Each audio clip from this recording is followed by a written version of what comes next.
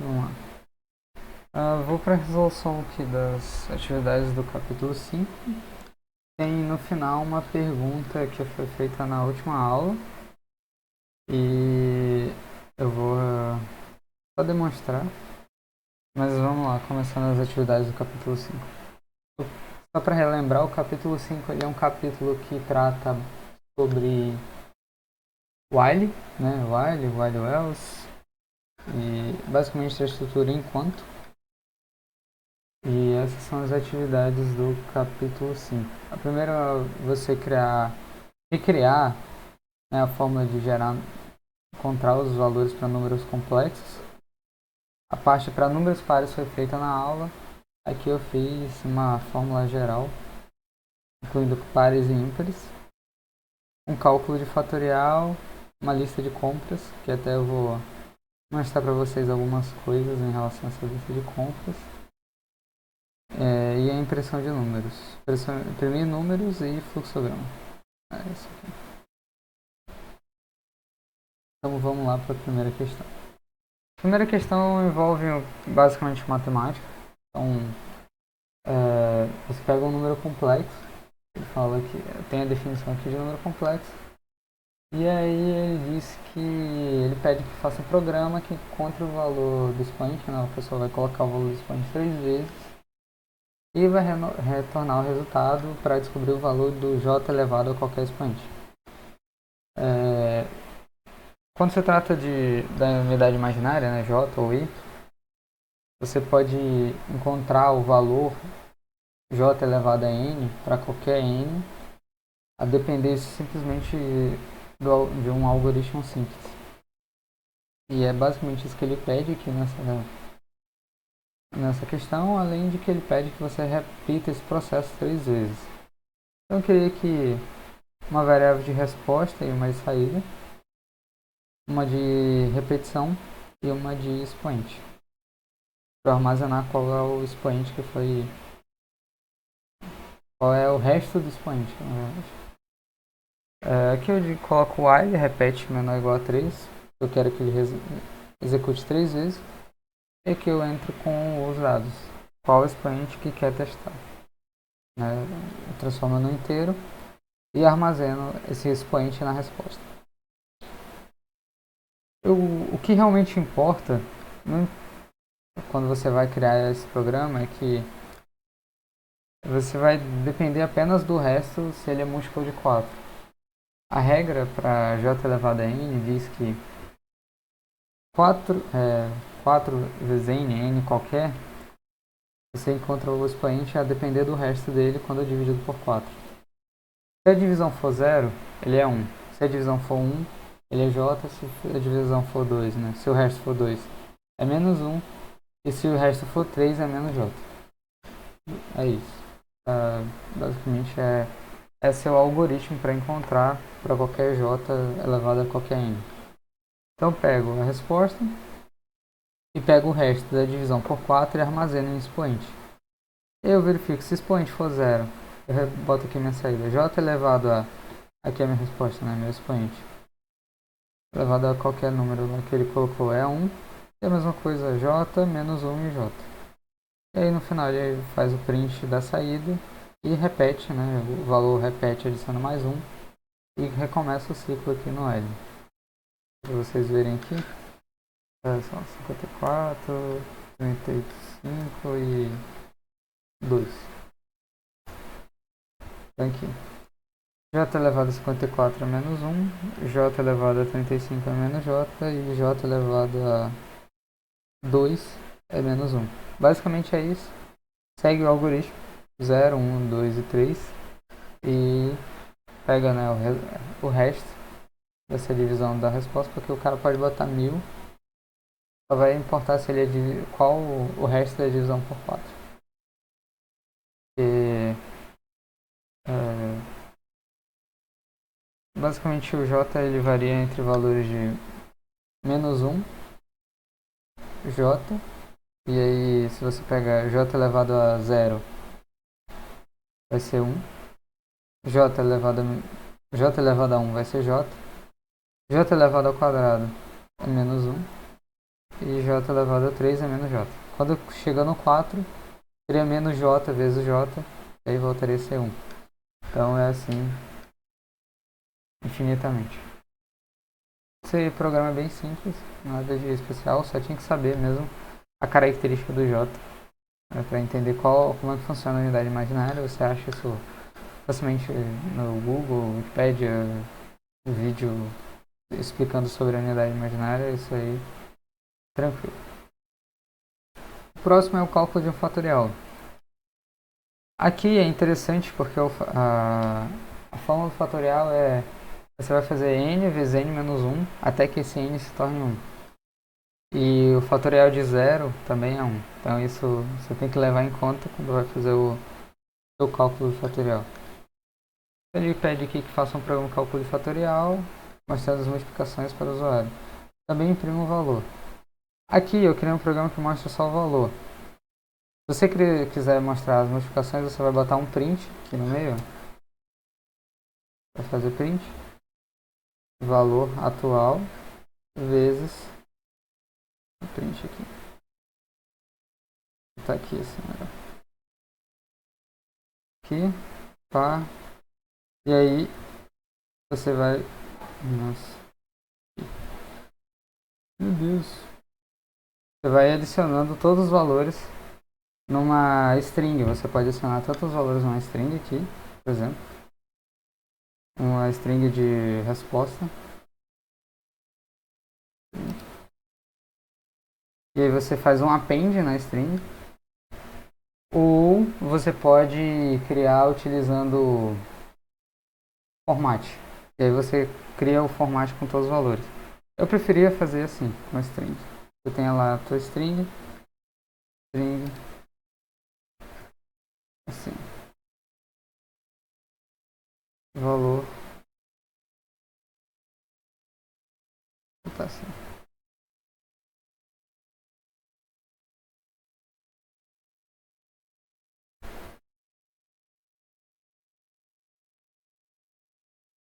E aí você vai ter a multiplicação mais o valor anterior. E o fatorial é basicamente a multiplicação do valor anterior. E aí no final você pega valor igual a menos 1. Calcular o fatorial, basicamente isso. Falta aqui o print.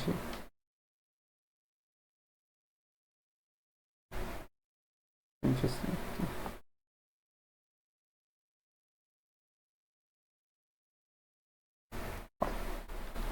Pra ficar bem garboso. Tá aqui o valor fatorial de 3 a 6, né? Ixi, aqui é...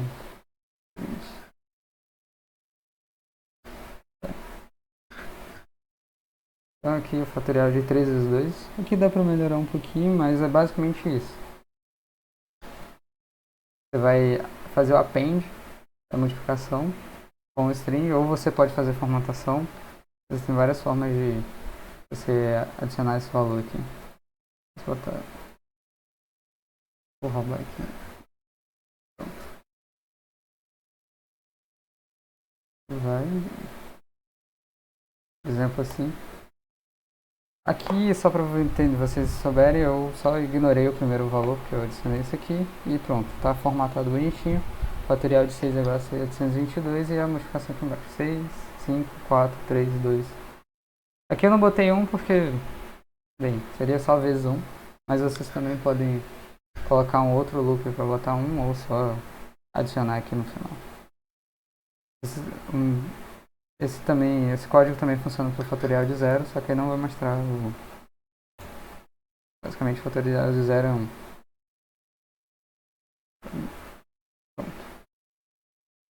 O próximo é a lista de compras. Esse aqui eu fiz um código bem elegante, mas é porque eu quero mostrar para vocês algumas coisas nesse código aqui.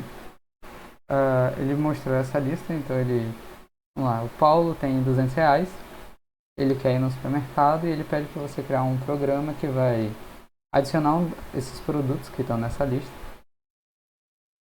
Tem o sabão em pó, o arroz, energético, produto de limpeza, picanha, desde que o valor não passe os R$200.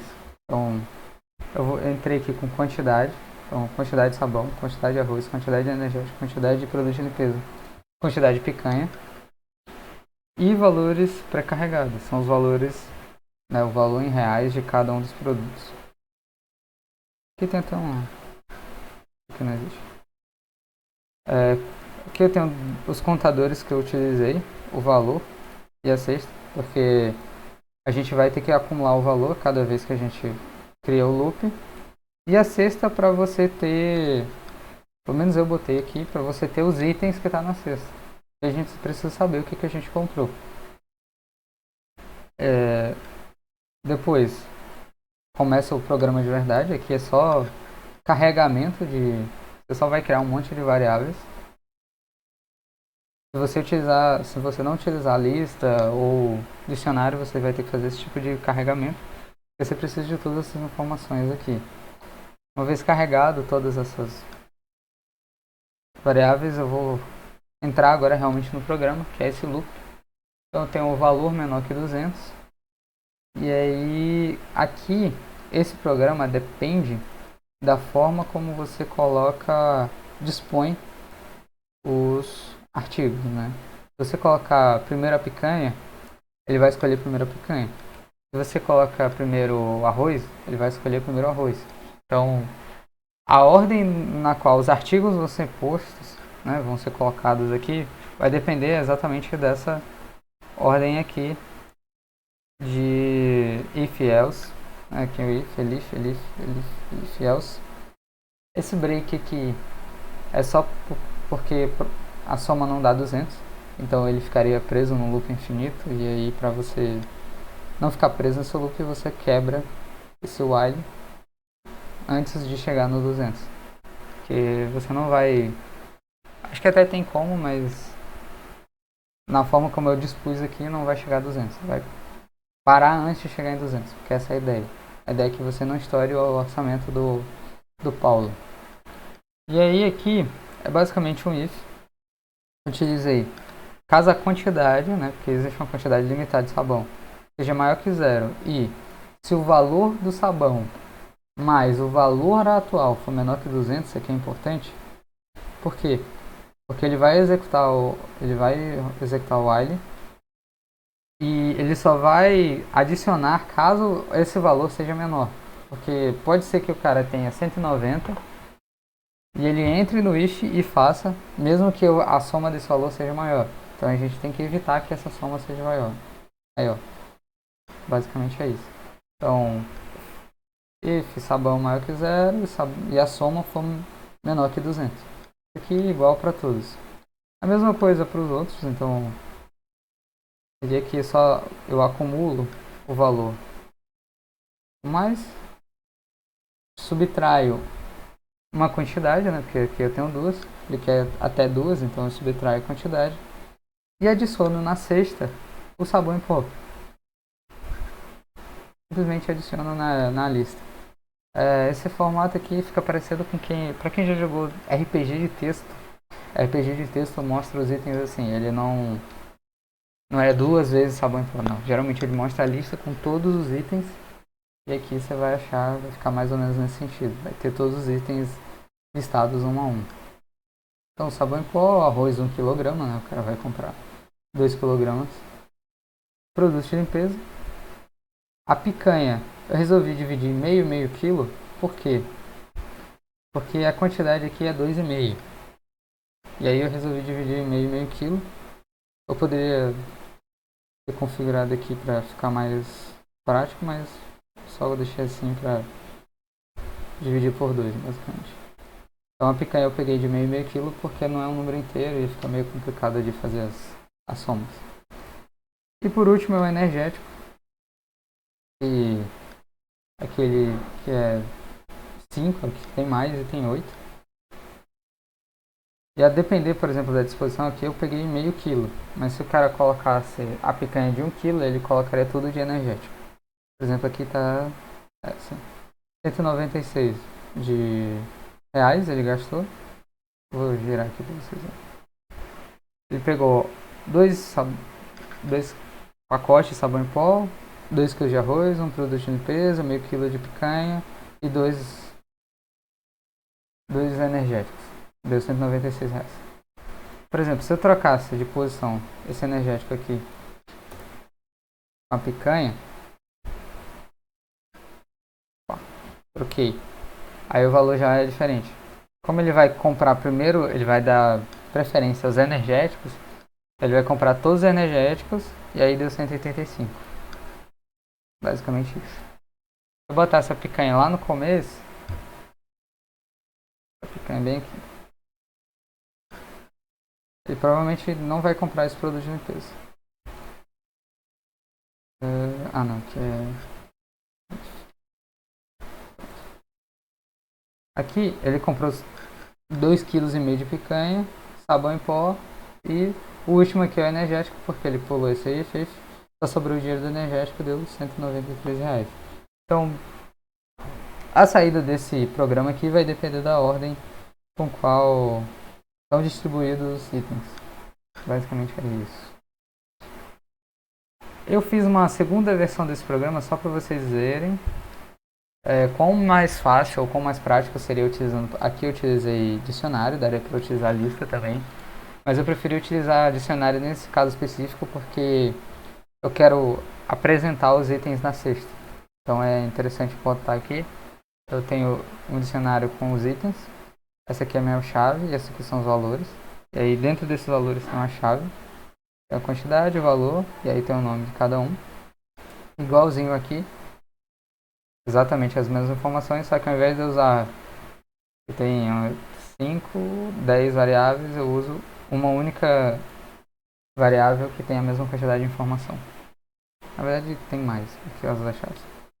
E aqui é a cesta, no mesmo esquema, de valor igual a zero e itens vazios.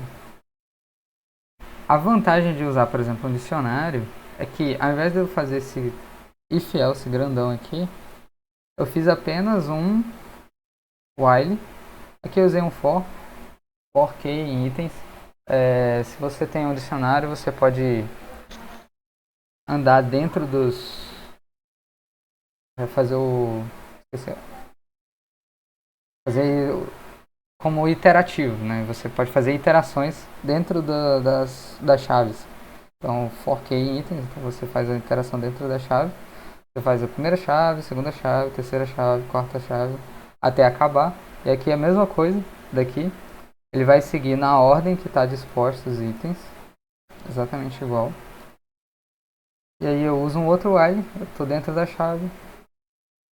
Enquanto a quantidade for maior que zero, se a soma for menor que 200, ele vai fazer exatamente a mesma coisa. O valor vai receber o valor do item, a quantidade subtrai 1 e a cesta recebe a chave. E a chave é esse nome aqui. E aí a mesma coisa, mesma que como a picanha está atrás do energético, ele fez R$ 85, comprou 5 energéticos, sabão em pó, arroz e produto de limpeza. Aqui é mais para mostrar para vocês que tem formas diferentes para resolver o mesmo problema. Basicamente é isso. O que mais? Vocês ainda não viram dicionários, provavelmente vocês vão ver daqui 2 aulas, mas é mais para vocês só saber como é que funciona e ver que tem formas diferentes de resolver. A próxima é de imprimir números, então ele pede para imprimir todos os números que sejam menores que 100 quando elevado ao quadrado.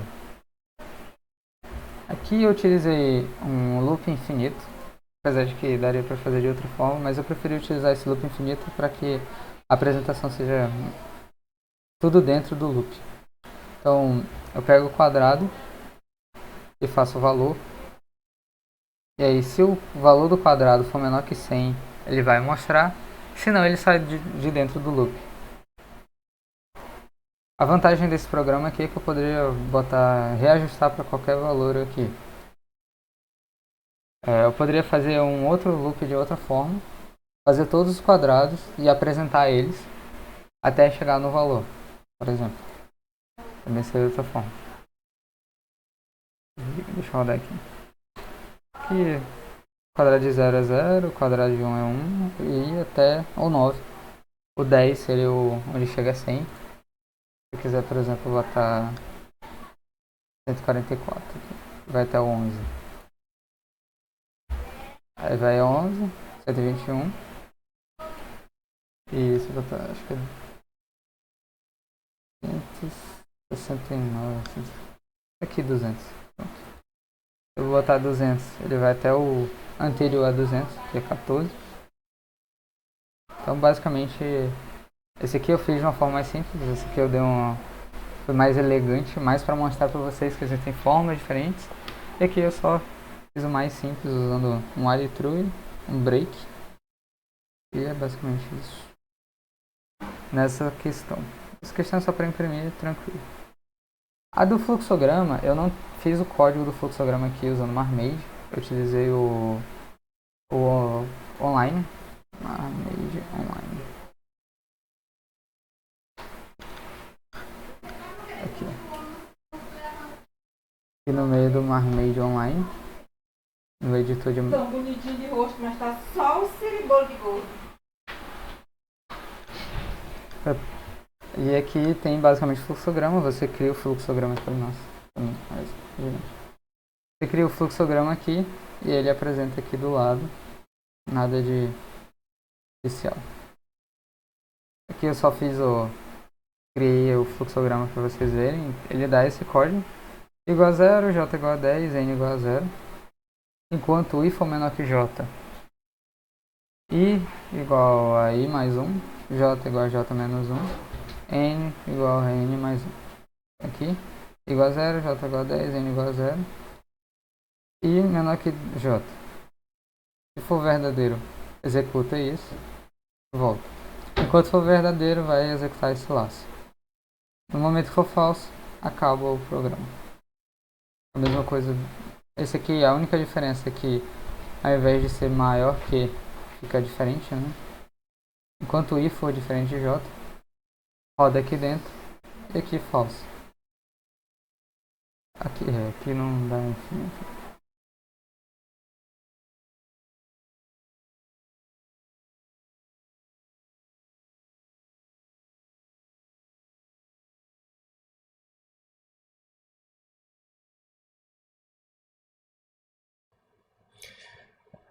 Aqui, nesse exemplo anterior, a gente viu como modificar o gráfico, né?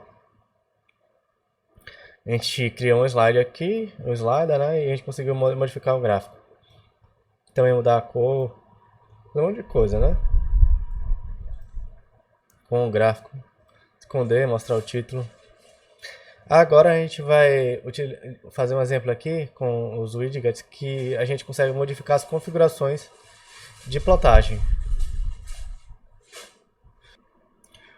O José perguntou, professor, então mesmo que o widget não tenha forma abreviada como slide, coloca tudo dentro do Interact? Exatamente, José. Na verdade, quando você está escrevendo aqui na forma abreviada, o que ele vai fazer internamente é pegar essa forma abreviada e botar na forma completa, né? Só que nem todo widget tem sua forma abreviada. Foi essa a sua dificuldade? Eu vou voltar aqui para você para mostrar aqui, ó, lá. É um dos primeiros exemplos que a gente fez, que acho que vai ficar um pouquinho mais claro. Tá vendo aqui, ó, quando a gente escreve esse widget aqui, x igual a 5, ele vai pegar essa expressãozinha aqui, né, que é uma abreviação de widget, e vai converter nisso aqui, ó. Tá vendo? É como se ele estivesse convertendo nisso aqui.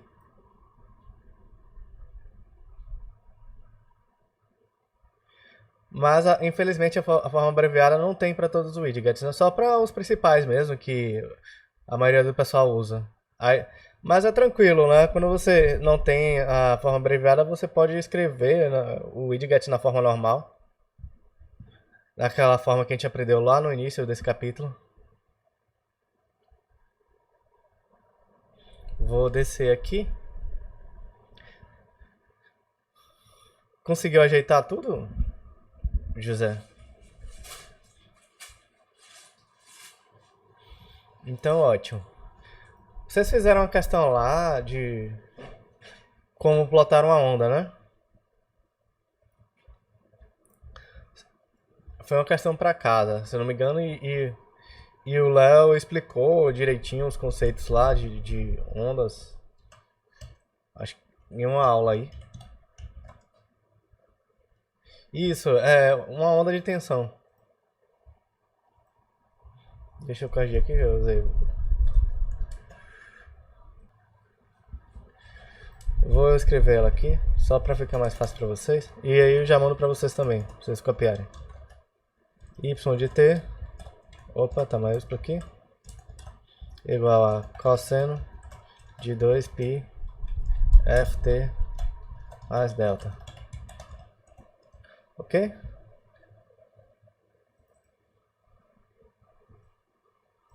Quem quiser copiar, a equação é essa aqui, ó.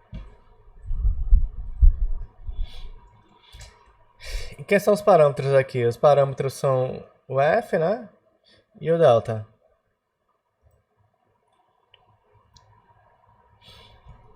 Eu vou chamar esse delta aqui de d, né? Eu vou deixar eu escrever um pouquinho melhor aqui para ficar um pouco mais detalhado. Parâmetros.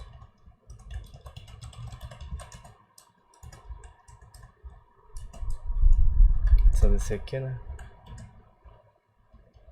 Delta.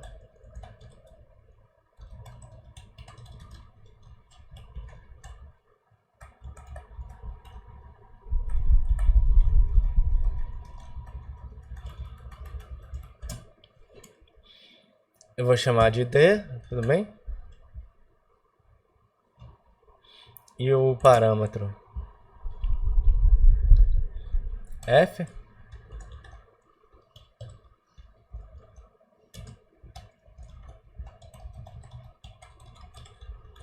Eu chamo de F mesmo, né? Só que aqui é a frequência em Hertz, tudo bem? E aqui é defasagem.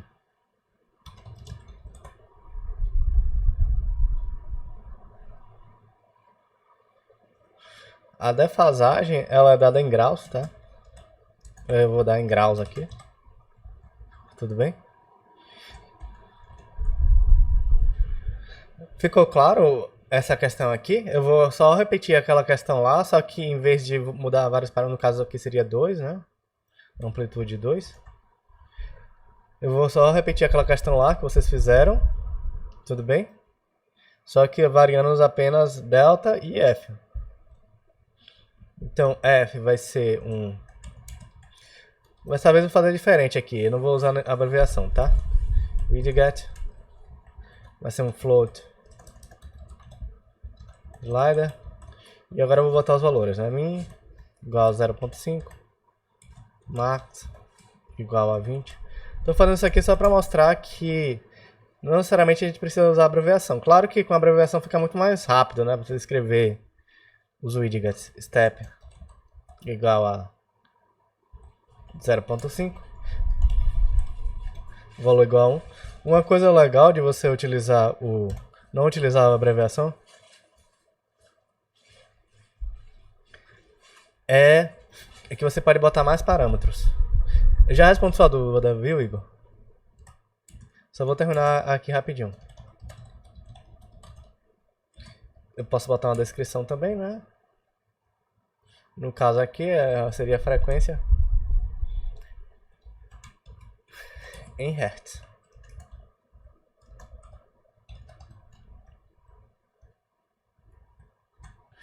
O Igor ele perguntou, ele falou que não assistiu a última aula e ele perguntou o que faz o Interact. O Interact ele é como é que posso dizer? Seria uma funçãozinha, né? Nesse caso aqui, ele não está bem na notação de função, ok?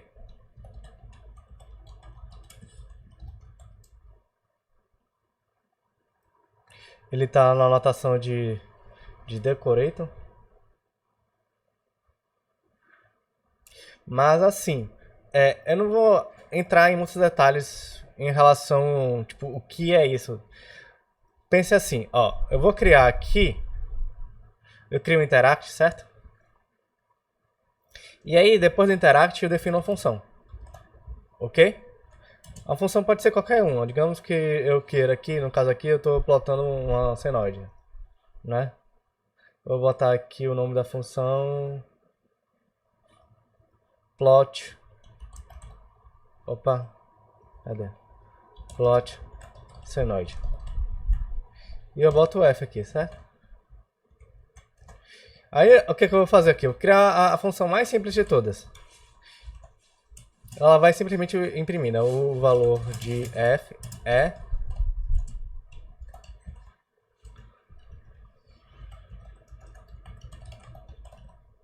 tudo bem? Na hora que eu executo aqui, esse interact aqui, ele é responsável por criar meu widget, tá vendo? Widget são, como eu posso dizer, entradas dinâmicas, tudo bem? Então, aqui nesse caso aqui, eu criei um widget de float slider, tá? Eu posso criar outros widgets, por exemplo, eu posso criar aqui um widget, digamos, eu quero um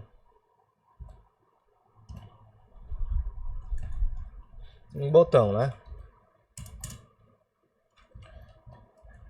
Aí esse botão aqui, vou botar aqui com true, tá? E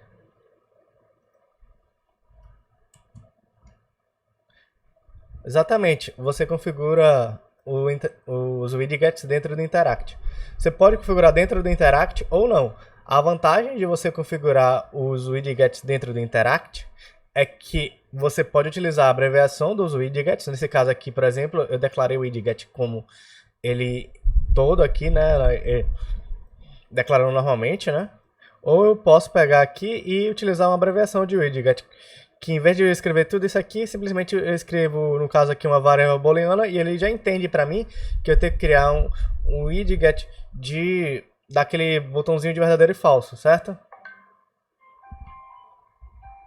Só complementando aqui a resposta, né? Então, no Interact aqui eu vou criar os widgets, certo? E a vantagem de eu utilizar o Interact é que toda vez que eu rodo essa célula aqui, né? Esse widget vai executar a função aqui, tá vendo? Então eu consigo fazer a atualização em tempo real. Se eu voltar aqui um pouquinho antes, eu apresentei uma forma de você trabalhar com widget que você não utilizava o Interact. Então como é que funcionava aqui? Nesse caso aqui, eu teria que declarar o widget em uma célula, né?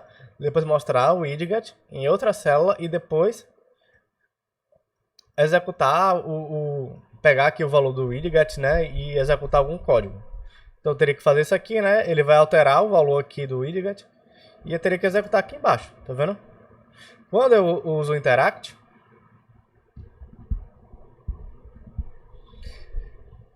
eu posso fazer isso aqui em uma única célula, porque toda vez que eu executo aqui, né, o próprio Interact aqui ele vai criar o meu widget, vai fazer tudo para mim, tudo bem? E eu já tenho essa vantagem de abreviação de widget.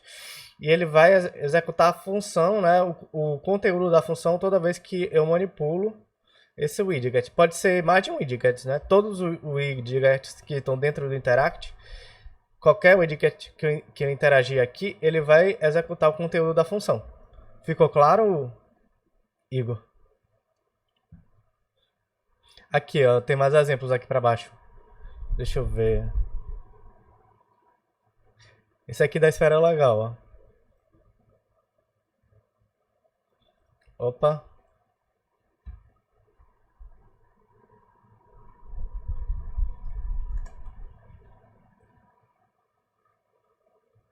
Tá vendo?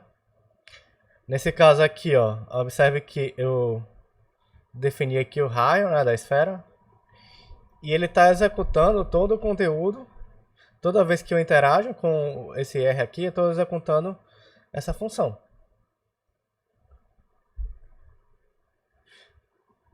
E a gente chegou a fazer isso aqui com gráficos, que foi logo em seguida, né? Esse aqui também, né?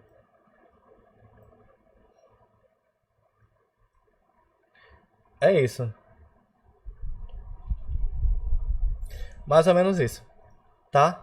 Agora eu vou apagar pra gente continuar fazendo da onde a gente parou, ok? Então, eu tenho uma opção aqui de escrever o widget, declarar o widget sem abreviação, como eu fiz aqui, né? Só para mostrar para vocês.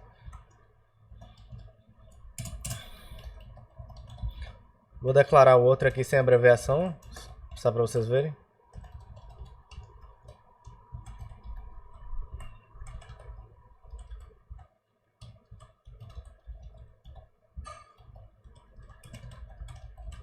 Eu posso botar uma descrição. No caso aqui, vou chamar de delta, né? Observe que aqui eu já estou botando no modo equação, né? E aqui eu vou dar em graus, tá?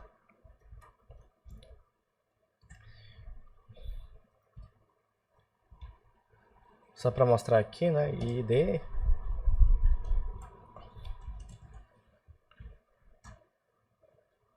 Opa. Beleza? Não, aqui é besteira, né? Aqui, ó. Sabe que eu estou interagindo aqui, ó. E toda vez que eu interajo com qualquer widget que está dentro aqui do meu interact, eu estou executando a função aqui. Executando essa função aqui. Ok? Beleza, mas vamos plotar a função propriamente dita, né? Eu vou apagar aqui esse print aqui porque a gente não vai usar. Então, minha variável simbólica aqui vai ser o t, né? Porque é y de t, minha função. Opa. T.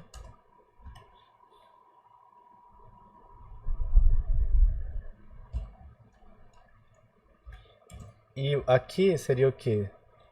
Seria 2 vezes cosseno de 2 vezes π. Não lembro se eu declarei o π. Eu acredito que tenha declarado, né? Que a gente já utilizou o π.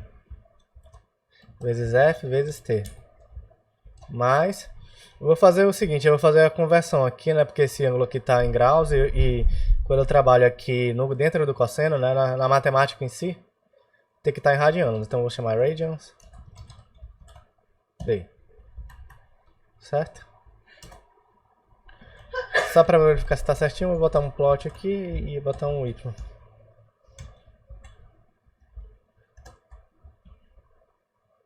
Parece que funcionou, né? Funcionou mais ou menos.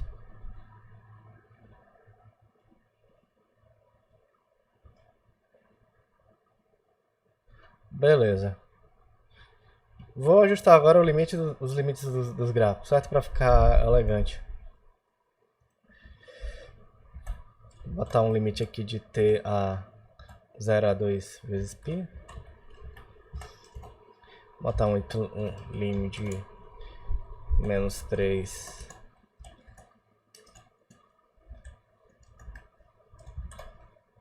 menos 3 a 3.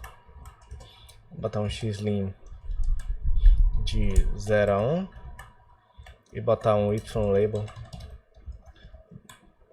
chamado de y de t, né? Porque a minha função aqui não é f de t, é y de t, tá? Só pra ficar bonitinho. Beleza, acho que agora tá bacana, né? Aí beleza, só que agora o que acontece aqui? Toda vez que eu aumento a frequência, ela já começa a ficar doida, né? Não consegue plotar certinho, se você for ver. Agora a gente vai aprender a corrigir isso aqui. Exatamente, como o Gustavo já adiantou aqui, isso aqui é a taxa de amostragem. Minha taxa de amostragem, ela tá adaptativa. Certo? Ela não é uma taxa de amostragem fixa aqui nesse caso, porque o padrão não é uma taxa de amostragem fixa. E o algoritmo adaptativo aqui, ele às vezes não é muito inteligente, né? Ele foi inteligente aqui nesse caso.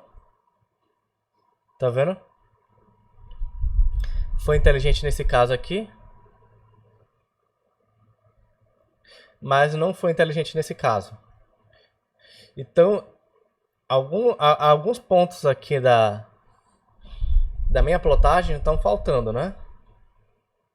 Certo? Porque meu algoritmo, ele não conseguiu identificar direito aqui o comportamento da minha função senoide e ele não conseguiu plotar corretamente. Não sei se esse assunto está um pouco complicado.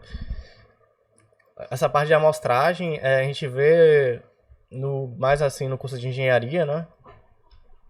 Quando a gente está falando de coisas discretas.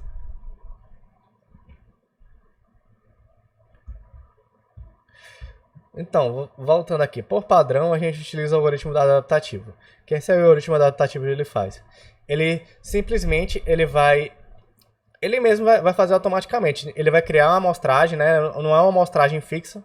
Ele vai entender aqui como é que funciona mais ou menos o comportamento da função. E quando você tem algum momento que você precisa de mais pontos de amostragem naquela região, aí ele considera mais pontos, tá? Como seguindo a analogia aqui de que Júlio falou, seria uma frequência de chaveamento variável, né? Ela não é fixa, tudo bem? Só que aqui, em vez desse algoritmo ajudar, né? Teoricamente ele deveria ajudar. Ele está atrapalhando, ele não consegue resolver muito bem o meu problema, tudo bem? Aí o que eu vou fazer? Eu vou desativar esse algoritmo, eu vou botar esse parâmetro aqui como falso, e na hora que eu desativo esse algoritmo, eu posso definir manualmente a minha taxa de amostragem. No caso, a quantidade de pontos que vai ter meu gráfico. Vamos fazer isso?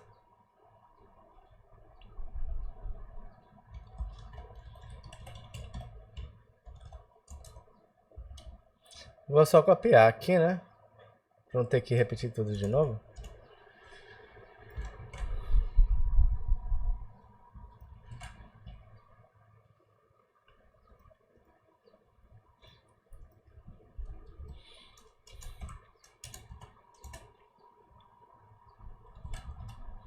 Então vou chamar aqui o meu algoritmo, tudo bem? E vai ser um checkbox, né?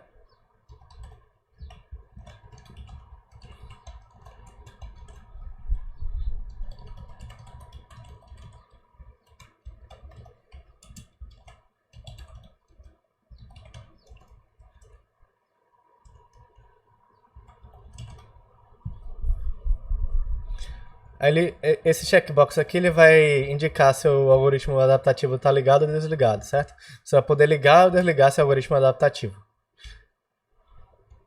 No caso aqui, eu vou considerar ele como falso inicialmente, certo?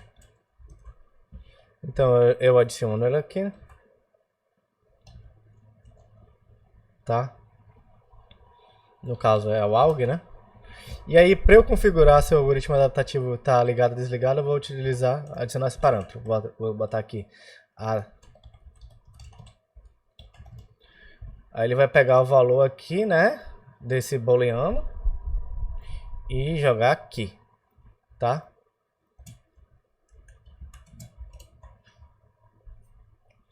Ó, observe que aqui, ó, ele bugou. Mas o que eu vou fazer? Na hora que eu clico aqui, ainda tá ruim, né? Mas dá pra eu corrigir isso aqui. Se eu fizer o seguinte, eu vou configurar agora a quantidade de pontos, tá? O que é que eu vou fazer? Vou criar um widget aqui chamado pontos, né? Que ele vai variar. Inicialmente eu vou fazer o seguinte, eu vou botar que ele varia de 0 a 1000 pontos, tá? 10.000 pontos.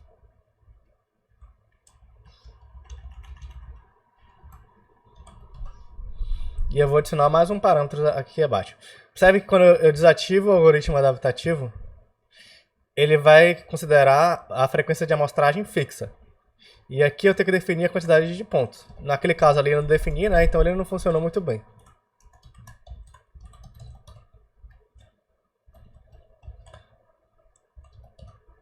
Vamos ver se vai funcionar. Funcionou, ó.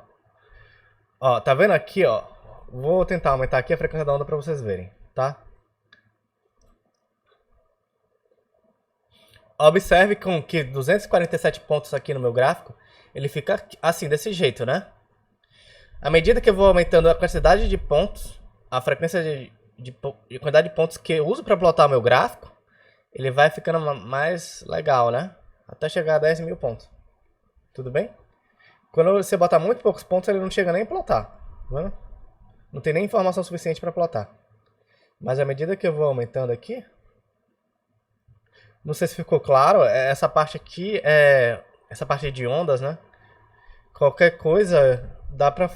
Se vocês não entenderem, dá pra talvez o Gustavo ou outra pessoa explicar mais tarde, né? Essa parte de ondas.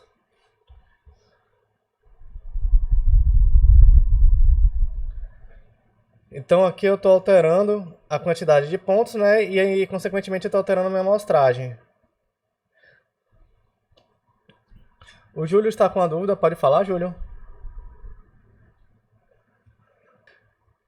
Aqui no caso, é interessante para você mostrar o conceito, né? De, por exemplo, de amostragem, tá? Que nem eu estou mostrando para vocês aqui, ó. Quanto menos valores de. Mas esse aqui é legal também, digamos que você tenha algum gráfico. Inclusive tem uma questão para casa que você tipo, vai ver exatamente essa vantagem de utilizar o algoritmo adaptativo ou não utilizar e utilizar uma frequência de amostragem fixa, variando a quantidade de pontos, tudo bem? E aí, dependendo da função, às vezes é mais vantagem você utilizar um algoritmo adaptativo, às vezes é mais vantagem você utilizar uma frequência de amostragem fixa. Só que tem o seguinte, quanto maior a quantidade de pontos que eu botar aqui, mais pesada vai ficar minha função, né? Porque eu vou precisar de mais pontos para plotar ela. Então, neste caso aqui, eu estou utilizando, dependendo aqui, por exemplo, uma frequência de 2 Hz. Não faz sentido utilizar 10 mil pontos. Eu posso reduzir um pouquinho aqui, né? Entendeu? Aqui, ó. Com 200 pontos já fica legal. Aí, nesse caso aqui, eu utilizei mais com a configuração do gráfico em si, né? Como aqui eu posso variar a frequência, né? Inclusive, não necessariamente eu precisava botar aqui essa quantidade de pontos atrelada a um widget isolado. A ideia aqui era mais explicar para vocês o que é que acontece. Mas, por exemplo, num exemplo prático, eu poderia botar a quantidade de pontos atrelada à frequência. Aí sempre, toda vez que eu variasse a frequência aqui, ele ia aumentar a quantidade de pontos, certo?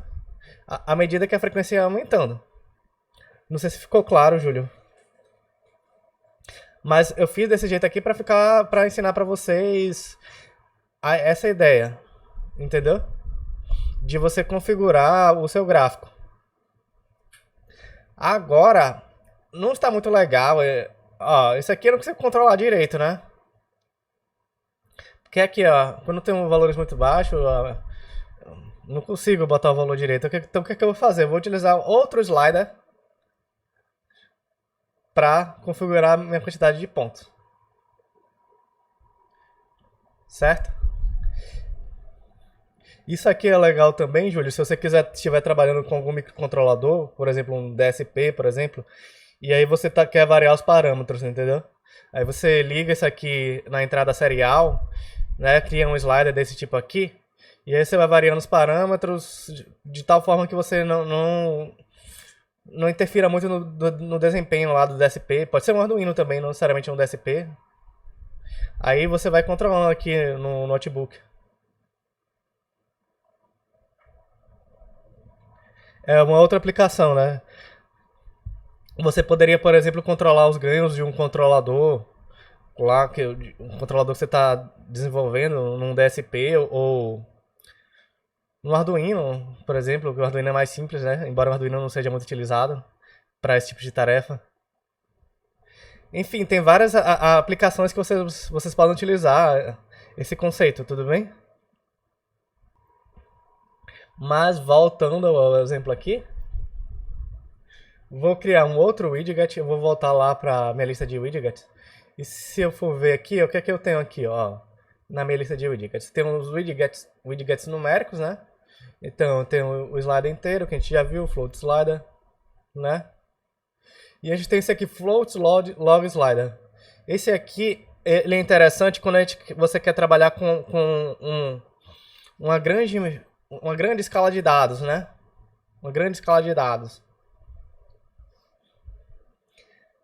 como você pode ver aqui, né, eu estou variando de 0 a 10 mil, mas é interessante aqui que quando eu estou com valores pequenos, minha escala seja, como eu posso dizer, seja sensível, né?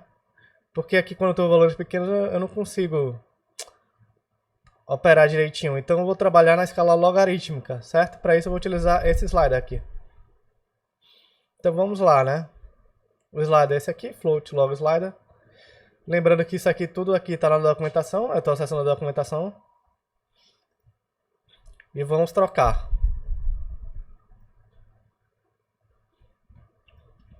Vou chamar aqui meu widget float log slider.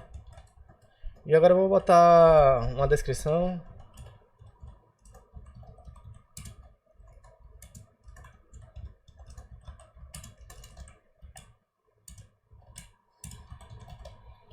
A quantidade de pontos que eu vou utilizar para criar meu gráfico, essa seria a descrição, né? Um valor mínimo. Esse valor mínimo aqui, ele tem que ser um valor mínimo na escala logarítmica, certo? Se eu for utilizar a base 10, vou utilizar a base 10, né? Então, eu quero, digamos que o valor mínimo seja 10 pontos. Vou plotar meu gráfico aqui apenas com 10 pontos no valor mínimo. Então, 10 elevado a 1 é 10, né? Eu vou botar aqui o valor mínimo 1, tá? Esse aqui é o expoente. Vou até botar aqui o nome, né?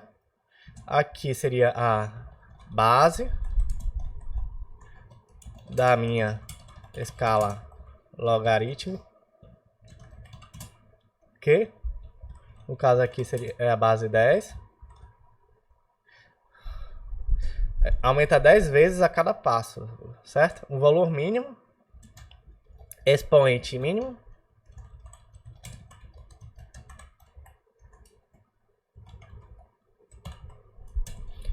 e aqui é o expoente máximo. Observe que é diferente dos outros aqui, né? Por exemplo, esse aqui eu boto o número, o valor numérico mesmo. Aqui não, estou botando o expoente. Expoente máximo.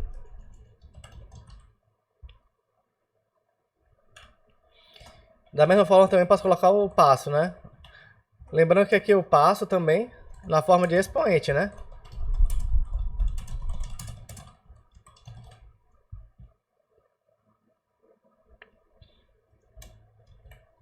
Eu acho que com isso aqui é o suficiente. Eu vou executar aqui, tá?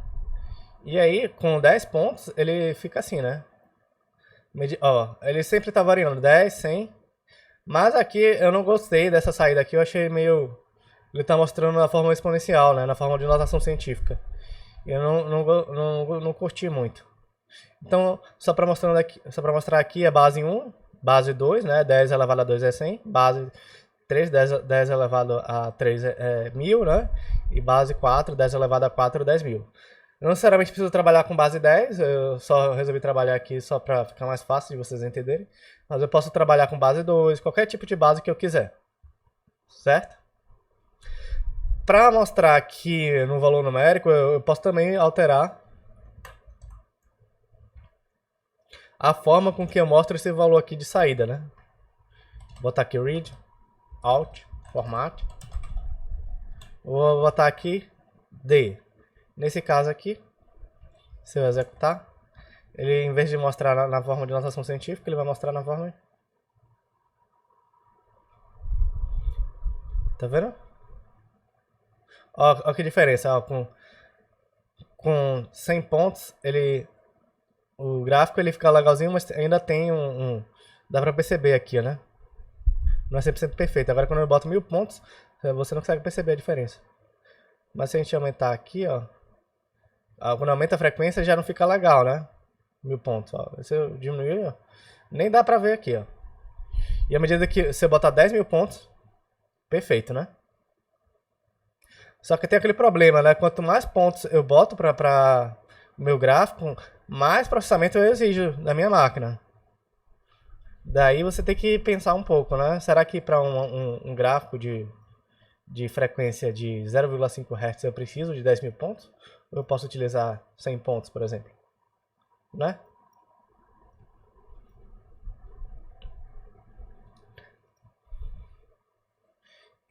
E aqui, eu vou só para complementar, eu vou botar o valor inicial. Digamos que inicialmente eu quero que o valor inicial seja 100. Esse valor inicial aqui é o valor exato, tudo bem? Não é o expoente.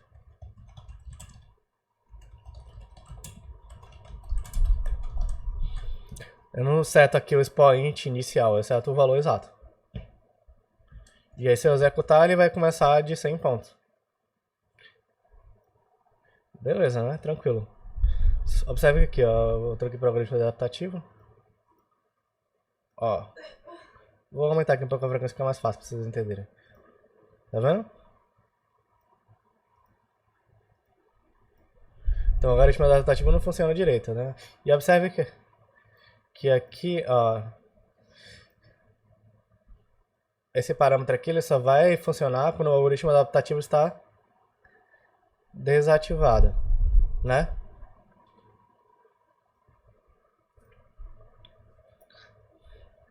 Mas aí, para corrigir esse problema aqui e mostrar que ele só vai funcionar quando o algoritmo adaptativo está desativado, eu vou tentar desabilitar essa função aqui quando o algoritmo adaptativo estiver ativado. Quando o algoritmo adaptativo estiver ativado, eu vou tentar não mover, tá? Porque aqui eu estou movendo, mas na verdade o algoritmo adaptativo está ativado e minha frequência de amostragem ela está variável. Esse parâmetro aqui de quantidade de pontos aqui, ele não está funcionando. Então vamos tentar corrigir esse problema.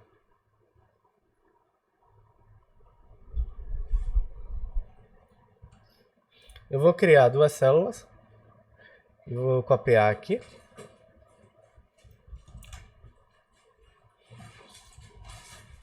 Tá? Aí o que eu vou fazer agora? Agora eu vou pegar esse widget e jogar aqui pra fora. Vai ficar na célula anterior. Tá? Vou declarar ele aqui. E eu posso dar, por exemplo, outro nome aqui. pt widget. Só que aí eu quero eu criei esse widget aqui antes, né? Tudo bem? Na hora que eu criei ele antes aqui, eu vou poder interagir com os elementos dele. Então o que é que eu vou fazer aqui? Eu vou vir e só vou associar aqui esse widget no meu interact. Tudo bem? Vou botar aqui pt widget. E agora eu vou interagir. Eu vou simplesmente modificar dinamicamente esse meu widget. O que é que eu vou fazer? O meu widget eu declarei ele aqui em cima, né? Com pt widget.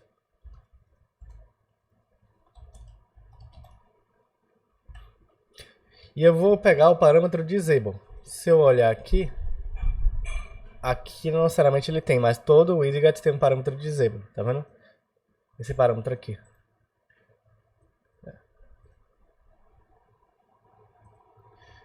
Então, eu acesso o parâmetro colocando um ponto aqui, né? O nome do widget que eu declarei aqui em cima e o nome do parâmetro que eu quero fazer. E eu vou dizer que esse parâmetro disable vai ser igual aquele meu checkbox lá que define se meu algoritmo adaptativo está ativado ou não. Ou seja, se meu algoritmo adaptativo estiver desativado, aí ele vai ativar ele vai botar verdadeiro aqui. Ele vai botar falso aqui no disable e eu vou poder mexer com o meu widget. Não sei se ficou claro essa parte aqui. Eu só vou comentar aqui para ficar. Se o método adaptativo estiver ativado, desativa o widget. Opa, tem um erro. Tem que executar. Pronto.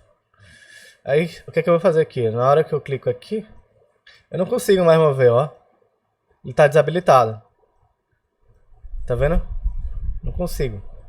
Mas na hora que eu desclico aqui, aí eu posso mover, porque Esse parâmetro aqui, ele só faz sentido quando o algoritmo adaptativo está desativado. Aqui, por exemplo, eu posso botar aqui, né? E aí na hora que eu boto assim, eu não consigo mover, porque não faz sentido eu mover. Agora vamos ver um pouco do Interact manual. Até agora a gente viu só o Interact, né? A ideia do Interact é que você, ao interagir com o widget, você consegue executar esta função aqui, certo? Toda vez que você interage com os widgets que estão declarados aqui no meu Interact. Tudo bem? Né? Nesse caso aqui. Só dando um adendo aqui, né? Eu não necessariamente preciso só desabilitar aqui o botão, né? Eu poderia simplesmente mudar qualquer parâmetro. Poderia mudar o texto do meu widget, porque eu declarei ele aqui fora, né? Então eu consigo mudar qualquer parâmetro do meu widget, né? Só de forma dinâmica, né? Digamos que eu quero mudar, eu aperto um checkbox lá e eu quero que o meu widget vire um float slider. Não digo um float slider, mas mude o passo do meu widget. Eu posso mudar, né? Nesse aqui, isso foi um exemplo que eu consegui desabilitar. Tudo bem? Não sei se vocês entenderam o que eu falei agora. Mas responda aí se vocês entenderam.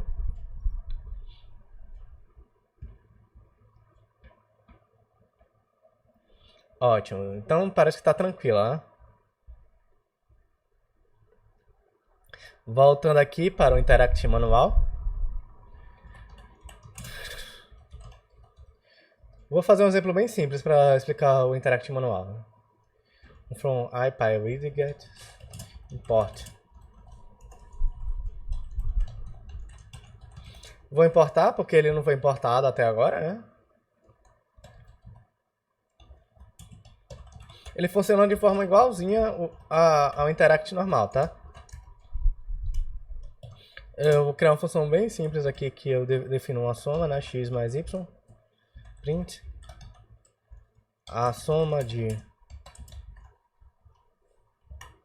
mais vale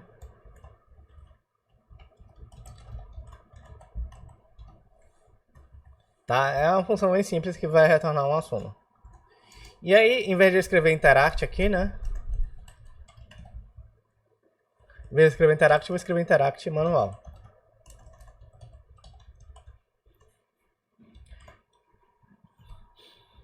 Como eu estou trabalhando desta forma aqui, né? Não daquela forma lá que eu uso o arroba. Eu posso trabalhar de duas formas com interact, né? Desta forma aqui, que eu defino a função. E eu posso definir qualquer parte do código, né? E aí eu chamo interact aqui, no caso interact manual, né? Então o primeiro parâmetro aqui é a função que eu estou chamando. No caso, a função soma. Depois eu tenho que botar aqui os widgets.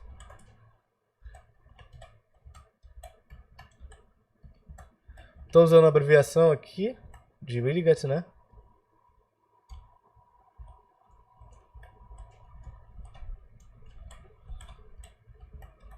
Só explicando aqui rapidinho. Nessa abreviação aqui de widget, eu estou declarando um float slider, porque eu estou botando ponto flutuante. Ele vai variar de 0 a 0.9 e com um passo de 0.1. E nessa abreviação aqui, eu estou declarando um int slider, porque eu botei aqui como só valores inteiros, né? E ele vai variar de 0 a 3. Como eu não botei nada aqui, nesse terceiro parâmetro aqui da minha tupla, ele vai considerar como se fosse o valor padrão, né? O valor padrão é o passo de 1. Se eu executar, tem que botar um ponto e vírgula aqui, né? Para não mostrar essa parte aqui de baixo, senão ele vai mostrar. Aí eu suprimo a saída. E aí, observe que aqui eu estou interagindo, mas ele não está mostrando nada, né? O que aconteceu aqui? Nesse Interact manual, para eu rodar a interação, rodar essa função aqui, no caso a função soma, eu teria que clicar nesse botão aqui, tá? Então eu venho aqui e clico, né? Isso aqui é interessante quando você tem uma função muito pesada A gente vai ver um exemplo de uma função muito pesada logo logo, tá? Para vocês verem a ideia do Interact manual.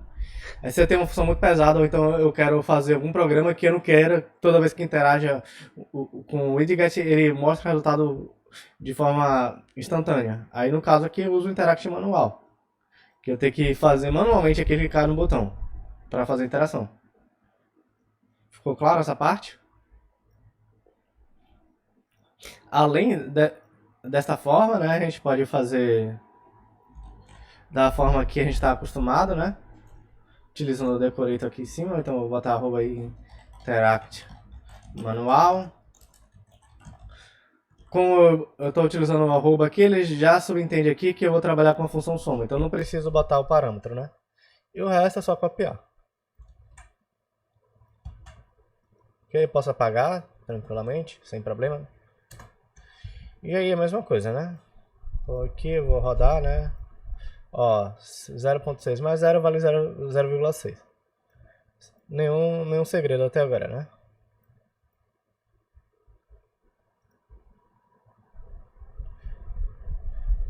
Beleza.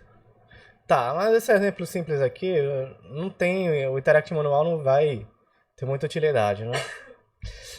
A coisa muda, por exemplo, quando eu vou trabalhar com números primos.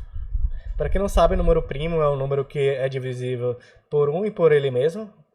Que tem uns exemplos de números primos, 2, 3, 5, 7, 11, 13 e tem vários, né? E eu botei alguns aqui, uns números primos muito grandes. Como esse aqui, 7.919. E esse número aqui eu não sei falar para vocês, mas vou repetir dígito a dígito. 276444437. Esse aqui também é um número primo. E tem os números primos meio que são infinitos, né? Então imagine que você quer criar um programa que descubra se esse número é primo ou não. Não faz sentido eu criar com Interact normal esse programa. Porque se eu for botar um número muito grande, ele vai começar a travar, né? Ele vai começar a travar. Aí nesse caso aqui é mais interessante eu botar aqui um campo, né, interativo, um widget, e eu botar o Interact manual para na hora que o usuário escreve o valor que ele quer lá e ele clica Run Interact e executa. Vou aqui, por exemplo, mostra fluxograma, né, do programinha que a gente vai fazer. Então, aqui inicia e pode ser que existam outros exemplos, né? Outras formas de fazer, mas a forma que eu vou apresentar para vocês aqui é a força bruta. Força bruta é simplesmente pegar e dividir esse número por todos os números possíveis entre 2 e o número sobre 2. Simplesmente vou usar força bruta. Eu não sei se tem algum teorema da matemática que facilite esse cálculo, né? Ou então você pode salvar na memória alguns números primos já conhecidos para facilitar a vida. Mas aqui vamos fazer uma coisa bem simples, força bruta. Pra gente achar números primos pequenos é bem tranquilo, né? Agora que se o número for muito grande, vai demorar muito, principalmente quando você está utilizando força bruta para verificar se o número é primo ou não. Então qual é a ideia aqui? Eu vou dividir o número por todos os números entre 2 até o número sobre 2. E se o número for divisível por um desses números, ele não é primo, porque o número primo, por definição, ele só pode ser divisível por 1 e por ele mesmo. Tudo bem? Agora, se ele não for divisível, ele é primo. Ficou claro aqui, né? Então, vou criar aqui um Interact manual. E aí, vai ser... Vou fazer o seguinte, como o número pode ser muito grande, pode ser qualquer número que eu queira, né? Então, não vou botar mais um slider, né? Vou botar uma caixa de texto para o usuário digitar. Eu usei aqui a abreviação, né, de widget. Quando eu boto uma string vazia, ele vai entender para mim que eu quero criar um widget de caixa de texto. E aí eu vou criar a função chamada checar primo. Vai ter como entrada um número.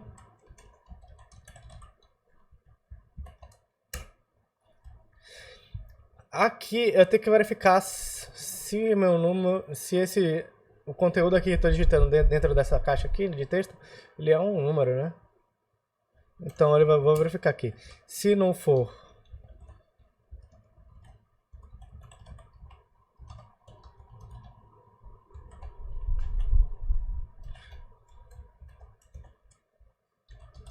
ele vai simplesmente imprimir.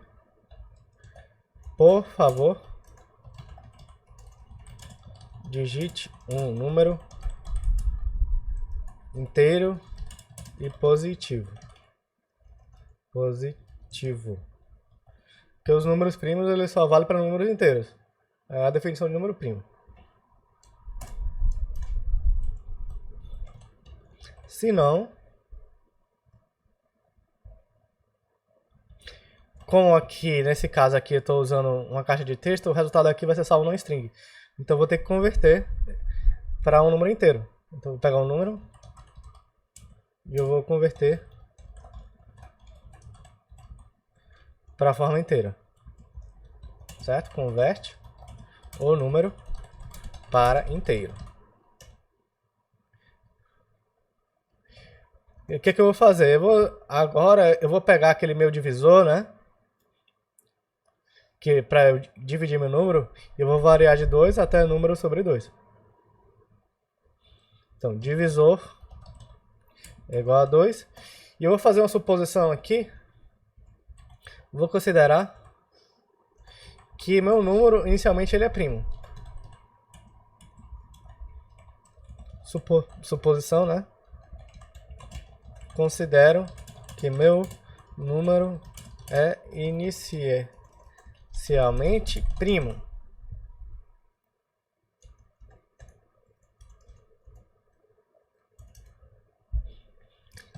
Agora eu entro no loop while. Enquanto o divisor for menor ou igual a um número sobre 2, ele vai executar aquela divisão, né? No caso aqui, para verificar se um número é divisível ou não, eu posso olhar o resto, né? Olhar o resto do número. Tudo bem? Então, se a divisão...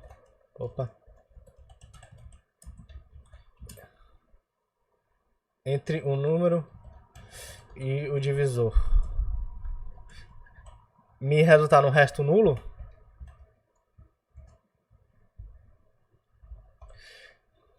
esse número não é primo, porque esse número foi divisível por esse número, pelo divisor aqui, que está aqui, né?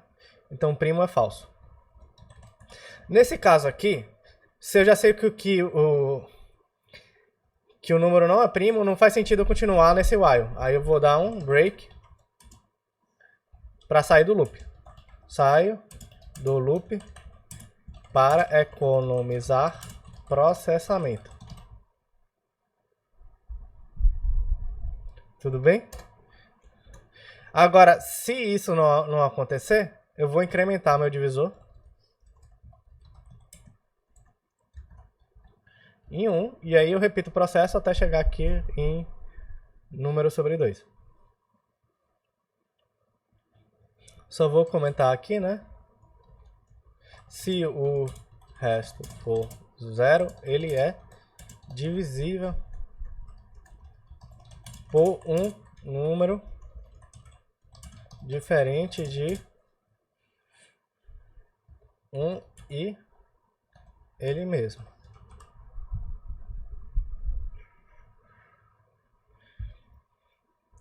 E no final aqui eu só preciso mostrar a saída, né? Então, se o número for primo, vai mostrar aqui, print o número, bota o número do número, né? Botar aqui o valor do número, é primo. Número. Se não, o número não é primo, pois ele é divisível por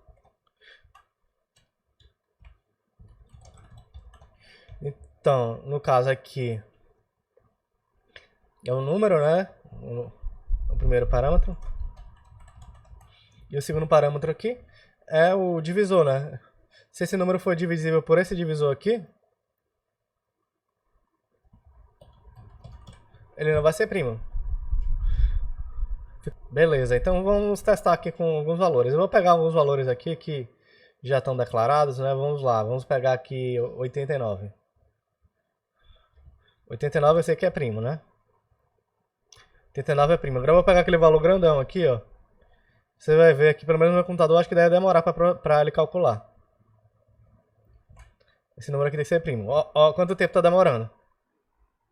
Calculou. Beleza, né? Então ficou claro. Só que dá pra melhorar meu programa. Observe aqui que eu não utilizei um widget tão adequado assim para o meu problema, né?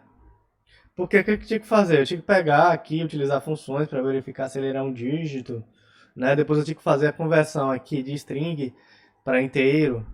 E se eu voltar aqui na lista de widgets, aqui nessa parte aqui de widgets numéricos, e descer um pouquinho, eu vou ver aqui que tem alguns widgets que eu posso, que ele funciona como se fosse caixas de textos que só aceitam números, né? Então a gente tem esse widget aqui, tem esse aqui tem vários. Ok? Se eu não me engano, eu vou vir aqui no site. Eu acho que é nessa parte aqui. Eu mostro para vocês aqui alguns widgets que ele são caixas de texto, esses widgets, né? Só que esses widgets eles só aceitam números. Então, o int text ele é um widget que só aceita número e ele só aceita número inteiro, sem limitação.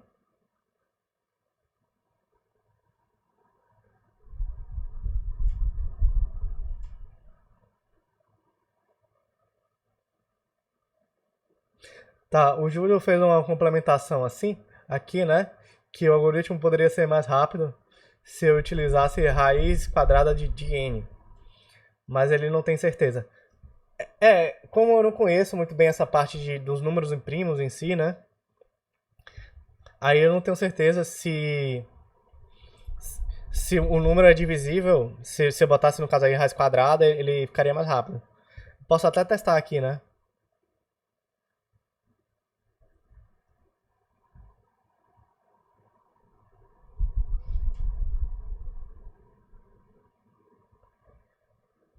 Aí você poderia botar aqui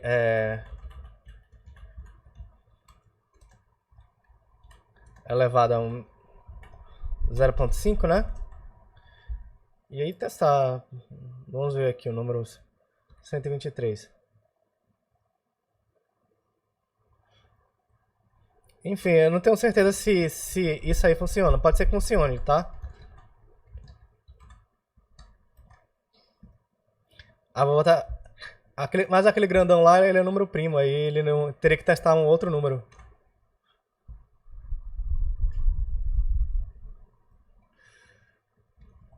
Esse grandão aqui, ele não vai funcionar. Eu posso botar aqui, né?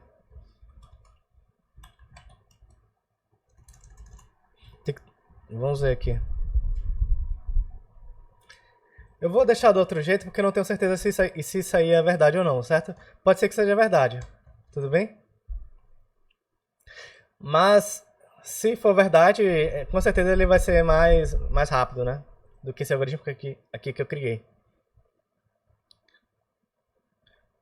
Voltando aqui à aula. Vou pegar aqui e substituir, né? Em vez de utilizar aqui minha caixa de texto, né? o widget text, eu vou copiar e colar aqui para ficar mais fácil.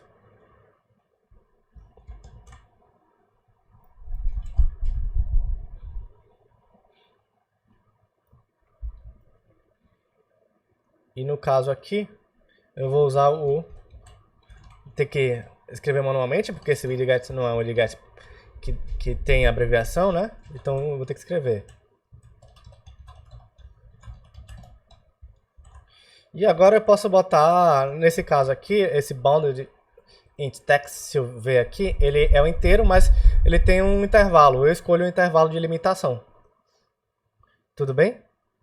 Se eu quiser criar um número inteiro que não tem um intervalo de limitação, eu teria que utilizar esse primeiro caso aqui. Inicialmente vamos utilizar esse caso aqui só para ver como é que funciona. Então, aqui no caso eu tenho que botar o valor mínimo. Né? O valor mínimo seria 0, porque tem que ser inteiro positivo. E o valor máximo. O valor máximo, eu vou pegar esse número primo aqui em grandão. Porque se eu botar um valor máximo muito grande, meu computador vai travar, né?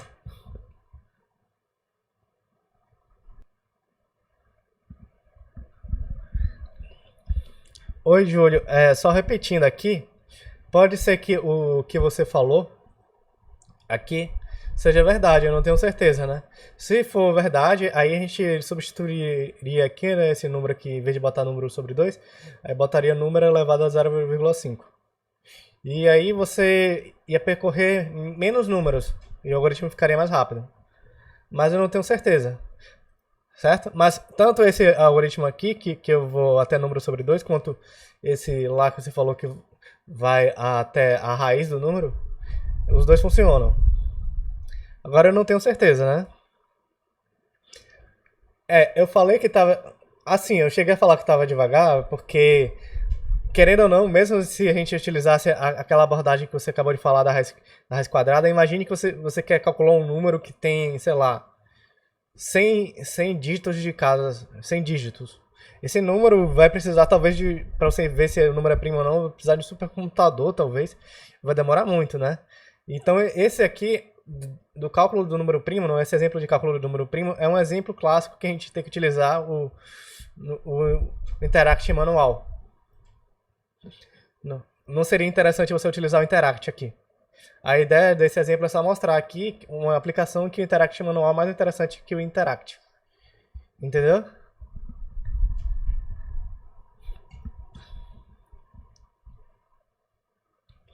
Voltando aqui da onde a gente estava. Ah, tá.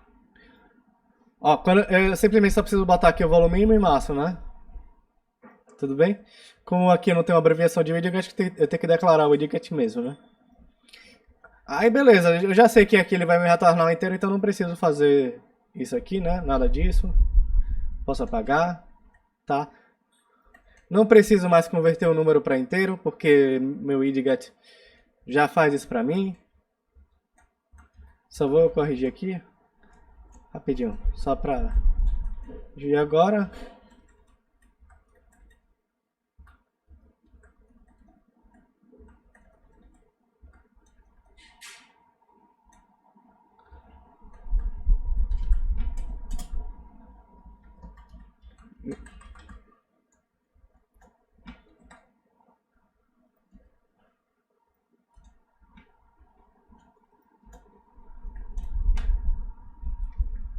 Pronto. Observe que meu programa ficou muito mais simples, né? Porque eu escolhi, botei um widget que ele só trabalha com inteiro, né? Ela é uma caixa normal, eu posso escrever qualquer coisa aqui, né? Na verdade eu não vou conseguir escrever... Observe aqui que eu estou digitando letra, não consigo, né? No outro aqui, ó, se eu digitar a letra, ele vai, né? E aparece naquele caso lá, né? Aqui eu nem consigo digitar letras, só consigo digitar números. Ó, só consigo digitar números. Se eu botar qualquer número, por exemplo, botar um número negativo aqui, ele vai considerar o número mais próximo aqui, no caso, o número 0. Tá? Então, inclusive, eu tenho até esse aqui, ó, pra... Tá vendo? Vamos verificar aqui se 32. 32 não é primo, pois é divisível por 2. 33. Tá vendo? Vamos ver o 31 aqui, ó. 31 é primo. Só que agora tem um probleminha, né? Porque lembra quando eu botei um número negativo aqui?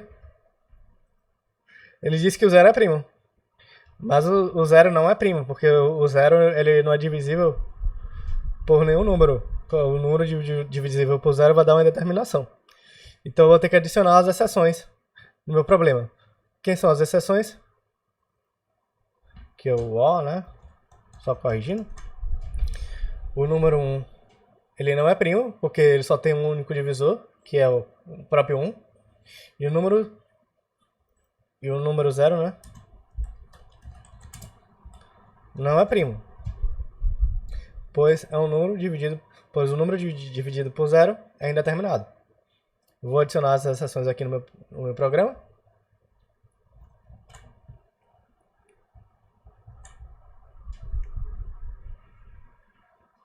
Certo? Então, as únicas exceções são o número 1 e o número 0, né? O que eu vou fazer aqui?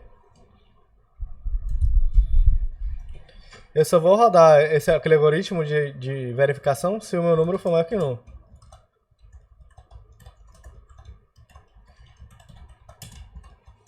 Maior que 1.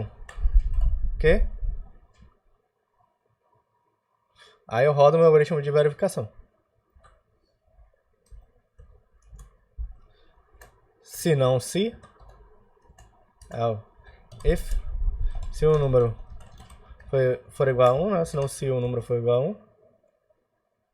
E aqui eu boto direto, né? Como só tem essa exceção, vou botar aqui, print. O número 1 não é primo, pois tem apenas um único divisor.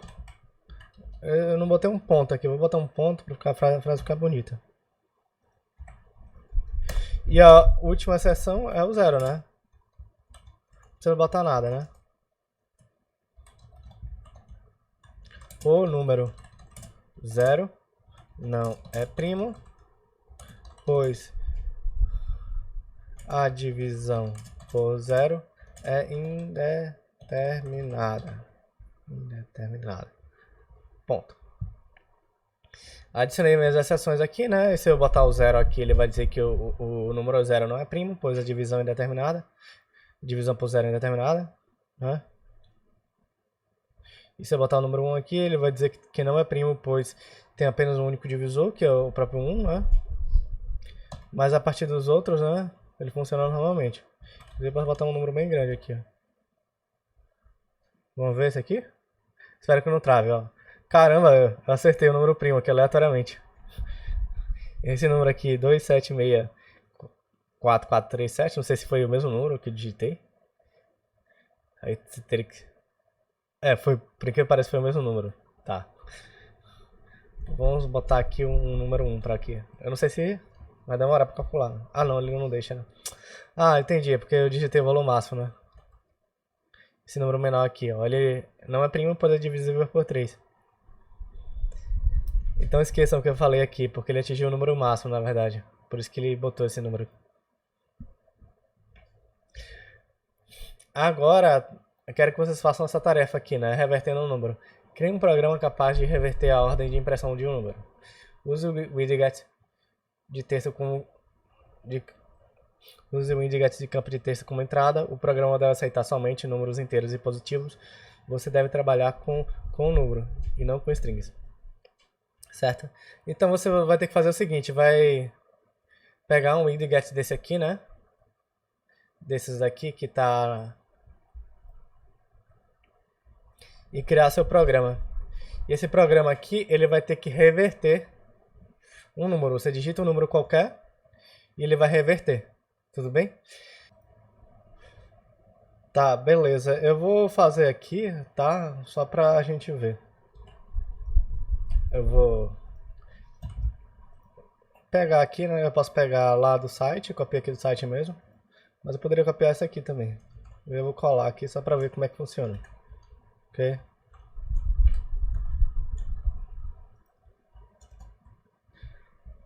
Então, aqui tem um fluxograma, né? Que eu já deixei aqui pra vocês copiarem e colarem, quem quisesse. Qual é a ideia desse exemplo aqui? É que você tem um número qualquer e aí você quer reverter o número, tá? Então, inicialmente a gente vai assumir que o número revertido, né, o resultado de saída aqui é o número revertido que eu quero, ele é 0.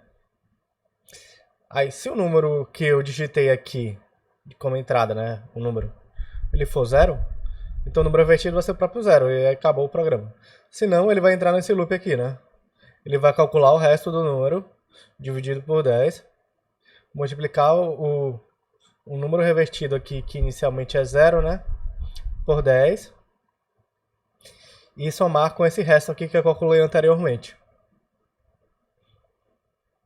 Depois eu vou calcular a divisão inteira do número por 10, né? Então pego o número lá e calculo a divisão inteira. E aí, o que eu estou fazendo aqui? Eu estou pegando, toda vez que eu calculo o resto de um número, eu estou encontrando o último elemento desse número. Vou dar um exemplo aqui para vocês. Digamos um número 102. O resto do número de 1002. O resto do número 1002 dividido por 10 é o 2, né? E aí o que eu vou fazer? Vou pegar meu número aqui, né? Multiplicar por 10, no caso aqui ele é 0, né? Então 0 vezes 10 e somar com 2. Aí aqui vai dar 2, certo? E aí eu vou executar novamente, né? Só que o que eu vou fazer? Eu vou pegar isso aqui e dividir o meu número 1002 por 10, divisão inteira. Aí eu vou pegar aqui o resto do número por 10. No caso aqui o resto vai ser 0, né? Então vou pegar aqui o número aqui ele é 2, né? Vou multiplicar por 10. Na hora que eu multiplico por 10, eu estou deslocando esse número, o número revertido aqui, em uma casa, né? Então aqui vai ser 20. E aí eu vou somar com o resto. 0. Então vai dar. Tudo bem? Aí se eu fizer isso aqui indefinidamente, eu vou ficar o quê? Com 2001, né? Fazer só mais uma vez aqui. Então eu vou pegar meu número aqui, só comentando, né? Esse aqui seria o número. Número revertido. O número novamente. E aqui é o número revertido.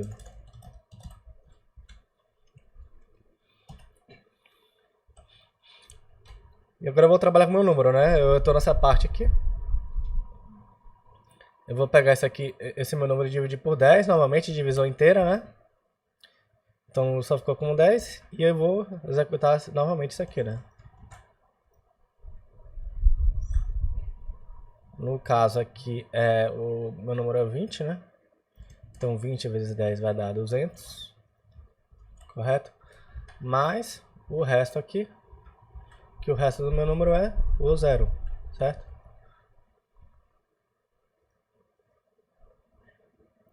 E aí eu faço isso aqui novamente, eu divido por 10, aí vai ficar 1 aqui, né? Certo? E aí o resto de 10 aqui é 0. E aí fica 2000, certo? Só que aqui no caso o resto é 1, né? Com o algoritmo seria mais ou menos o que tá aqui, né? Aqui se você for ver, aqui ele tá meio grande, né? Não dá pra ver direito. Mas aqui é um loop while e ele vai executar todas essas operações aqui. Vou fazer aqui para vocês verem, né? Primeira coisa aqui, eu vou criar um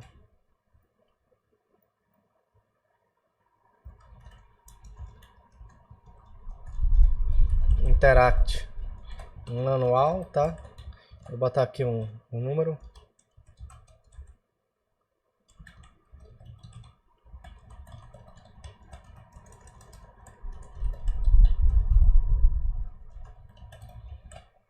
Aí eu vou botar um volume mínimo aqui de 0, um volume máximo, vou botar um volume bem grande aqui, só pra... Então, basicamente aqui eu estou trabalhando com números inteiros positivos.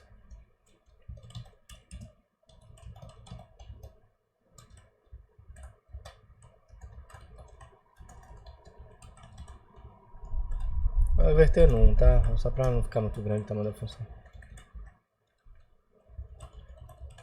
Entra com o número.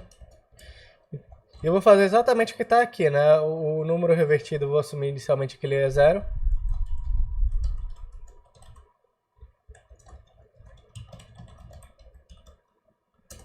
E agora eu vou entrar no while aqui, né? Enquanto o número for maior que 0. Observe que é exatamente o que está aqui, tá vendo? Enquanto o número aqui for maior que 0, ele vai executar esse laço aqui, ó, tá vendo? Até o número chegar igual a 0. Tudo bem? Eu vou só anotar aqui, assumo que o número é 0, né? E agora eu vou calcular o resto do número dividido por 10. Eu vou chamar de resto, vai ser o número. Resto do número dividido por 10. Isso aqui, né? Correto?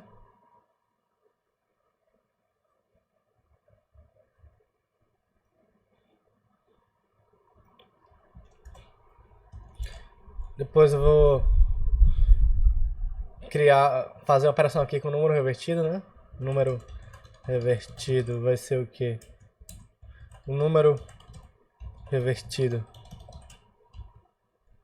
vezes 10. Eu vou pegar o número revertido, multiplicar por 10 e somar esse número revertido com o resto. Tá vendo? É a mesma coisa, ó. Essa primeira etapa aqui eu já fiz. Aí essa segunda etapa aqui, ó, ele tá mostrando aqui, ó, pra mim. E agora eu vou pegar e fazer a divisão inteira do número. Divisão inteira são essa divisão dupla aqui, né? Por 10. Isso aqui, pra quem não lembra, é a mesma coisa que isso aqui, né? Número é igual a número dividido por 10. Divisão inteira, tá? Só isso o algoritmo. Aí no final eu posso mostrar, né? O print. O número revertido é...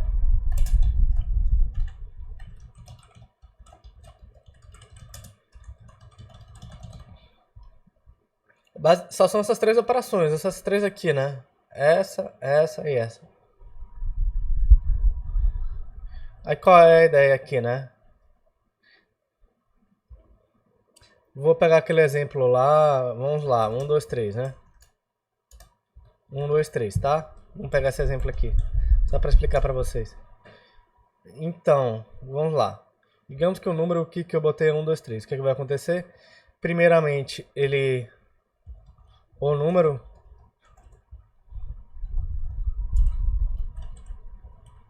revertido é igual a 0, né? E o número vai ser igual a 1, 2, 3, tá? Eu posso fazer o seguinte, né? Eu acho que eu vou fazer o seguinte aqui para ficar mais fácil. Eu vou comentar aqui e depois eu print.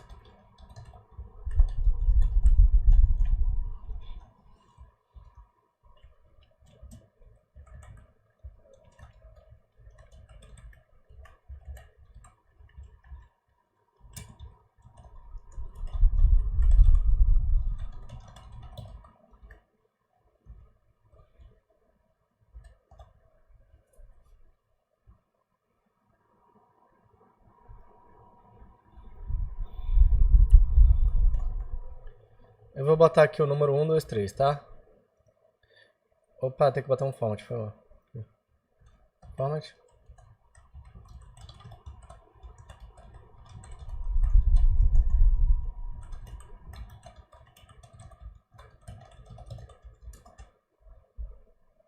Número 1, 2, 3.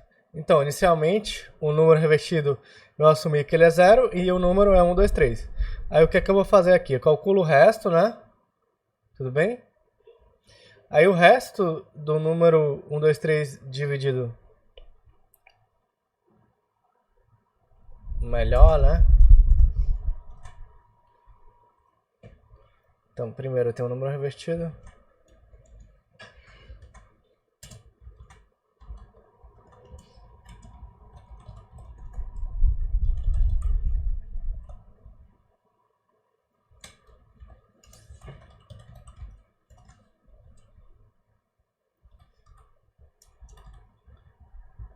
Eu vou executar aqui. Inicialmente, vou apagar aqui, né?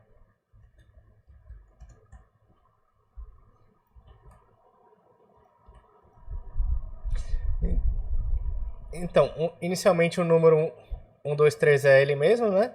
E eu suponho, eu faço uma suposição que meu número revertido é 0. Aí eu calculo o resto desse número. O resto desse número aqui dividido por 10 vai ser 3, né? E aí eu vou fazer essa operação, né? A operação aqui seria o quê? Seria o número revertido, né? Vai ser ele mesmo, né? No caso aqui seria 0. Vezes 10. Mais o resto. Isso aqui vai dar 3, né? Então meu número revertido inicialmente é 3. Certo? Ele aparece aqui embaixo como 3.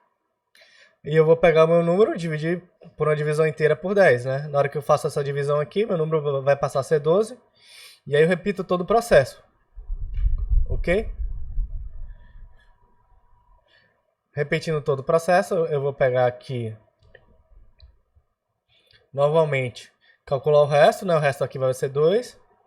E então aqui vai ser, no caso aqui, ele passou a ser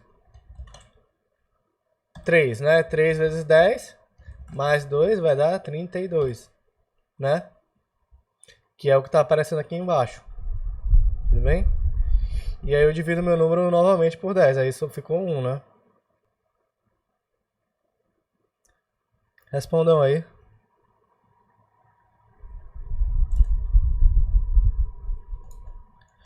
O que eu fiz, na verdade, foi executar esse algoritmo aqui, que eu falei que vocês poderiam copiar, tá vendo? Aí eu posso botar qualquer número, é como o valor que é enorme, né? Vou botar com 1, 2, 3, 4, 5, 6, 7, 8, 9. Tá vendo? Inverteu.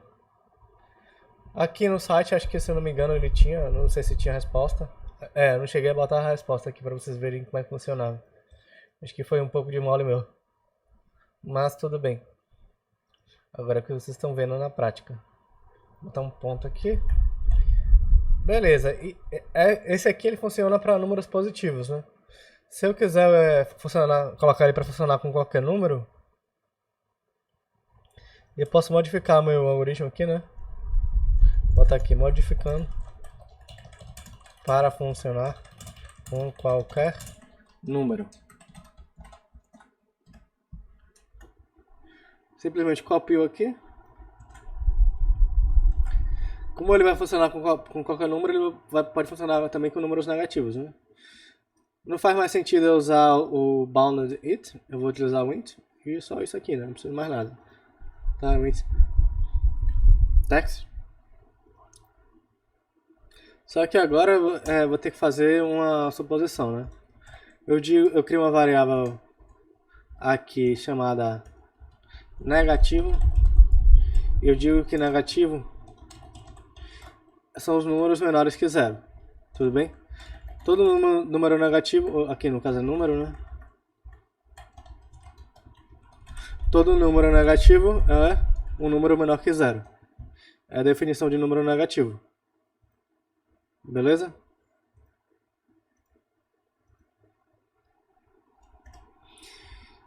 E para que meu algoritmo funcione, né, o que eu vou fazer? Simplesmente eu vou, se meu número for negativo, eu vou multiplicar meu número por menos 1.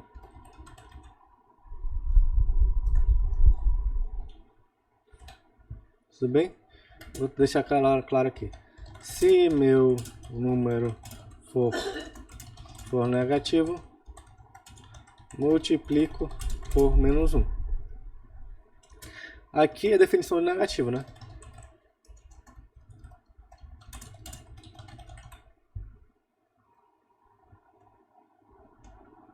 E aí, meu algoritmo ele funciona normalmente, né? Eu não vou alterar nada, né? Que início.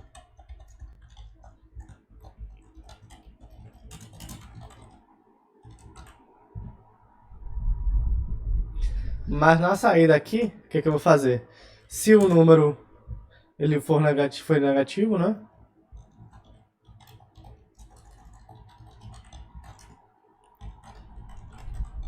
Eu vou multiplicar novamente por menos 1 para tornar um número negativo normalmente. No caso, eu estou interessado no número revertido, né?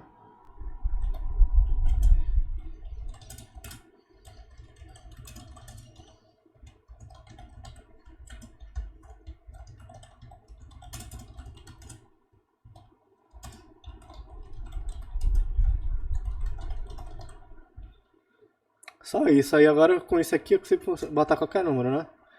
Eu posso botar, sei lá, menos... E aí ele vai reverter o número pra mim. Tá vendo? E o legal desse widget é que ele... Ó, vocês colocam qualquer número aqui, ó.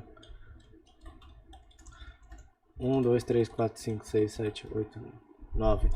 1, 2, 3, 4, 5, 6, 7, 8, 9. E ele calcula, tá vendo? Não tem limite. Inclusive eu poderia botar um número negativo. Viu? Dessa forma aqui eu apresentei para vocês aqui o int text, né? Que é um widget que ele é de caixa de texto aqui que ele aceita números e pode ser qualquer número inteiro, né? Aí tem outros também que eu apresentei aqui mais na forma de tabela, né? Tem um float text, tudo bem? E é isso. Então aqui no site tem esse primeiro exercício aqui é para você criar uma parábola. Ele é parecido com esse exercício aqui da reta, né? Que a gente fez aqui em sala. Se não me engano é esse aqui, tá vendo? Só que em vez de você trabalhar com uma reta, você vai trabalhar com a parábola. A parábola, para quem não sabe, é uma função lá do segundo grau. E aí você seria meio que a combinação dos dois exercícios, né? Do exercício lá que a gente consegue mudar as configurações de plotagem e do exercício que a gente plotou lá a equação da reta. Então a função aqui da parábola é essa aqui, né? É ax² mais bx mais c, certo? É uma função de segundo grau. E o usuário deve entrar como entrada o a, b e o c, né? Os parâmetros a, b e c aqui. E eles têm que ser na forma de sliders. Aqui está mostrado quais são os parâmetros que vocês devem utilizar lá nesses sliders. Tudo bem? Para cada um dos parâmetros A, B e C. Então, o título do gráfico aqui deve mostrar a equação da parábola. Considere mostrar corretamente, da mesma forma aqui que a gente aprendeu a mostrar no exemplo que a gente fez em sala, corretamente a equação, tá vendo? Ele está mostrando de forma correta. Então você vai ter que considerar todas aquelas exceções aqui. Não vão ser somente essas daqui, né? Vai ter outras que vocês vão ter que raciocinar e descobrir para você plotar corretamente a equação no título do gráfico. Vou voltar aqui.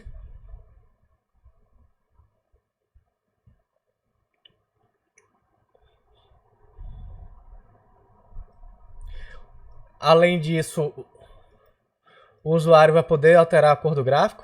Aquele exemplo que eu fiz agora mais cedo, né, que foi o exemplo que eu passei para vocês lá. Os limites do gráfico seriam esse aqui, né, de x pertence ao intervalo de menos 100 a 100 e o f de x pertence ao intervalo de menos 200 a 200. O usuário pode mostrar ou ocultar o título do gráfico, como a gente fez lá, né? O usuário também vai poder escolher o algoritmo de plotagem. Observe que aqui é a combinação daqueles dois exemplos, né? É o exemplo que a gente fez nesta aula, né? E o exemplo que a gente fez lá na aula anterior. Aqueles dois exemplos de gráfico. Por isso que ele é meio grandinho. Mas aí vocês vão pegar aqueles dois exemplos e combinar. E no caso aqui a gente vai utilizar aquele float log slider que a gente utilizou lá no exemplo que eu fiz aqui em sala. Tudo bem? Para escolher a quantidade de pontos. Só que esse float log slider aqui, eu quero que a base seja 2, a quantidade mínima seja 64 pontos. Aqui não é o expoente, tá? É a quantidade mínima dos pontos mesmo. E a quantidade máxima seja 4.096 pontos. Aí vocês vão calcular o expoente. Tudo bem? Calcular o expoente aqui.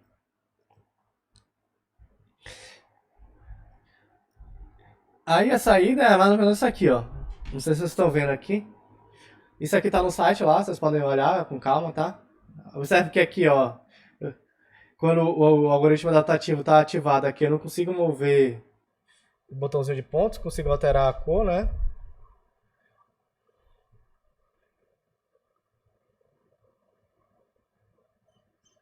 Deu para entender esse exemplo, né?